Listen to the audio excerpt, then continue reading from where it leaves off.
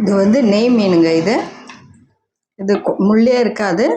குழந்தைங்க சாப்பிட்றதுக்கு நல்லாயிருக்கும். எங்கள் வீட்டில் பேர குழந்தைங்களுக்குலாம் ரொம்ப இதுதான் பிடிக்கும். அதுங்களுக்காகவே இந்த மீனை நாங்கள் வாங்கி வறுத்து கொடுத்துருவோம்.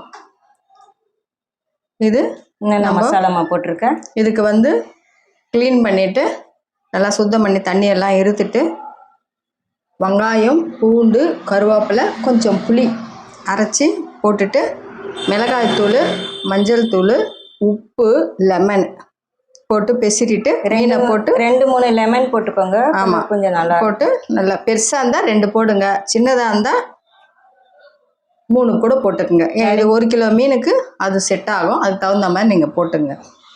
போட்டு இந்த மாதிரி பெசிரி ஒரு அரை மணி நேரம் 1 மணி நேரத்துக்கு நல்லா ஊற வச்சுடுங்க. இப்போ வறுத்துடலாம். ஃபஸ்ட்டு தீயும் நல்லா எண்ணெய் ஊற்றிக்கணும். தீயும் கொஞ்சம் மீடியமாக வச்சுங்க, ரொம்ப ஃபாஸ்ட்டாகவும் வைக்காதீங்க. நெய் மீன் இப்போது வறுத்து எடுத்துக்கலாம். ஊறிடுச்சு 1 மணி நேரம். இப்போ வறுத்து எடுத்துக்கலாம்.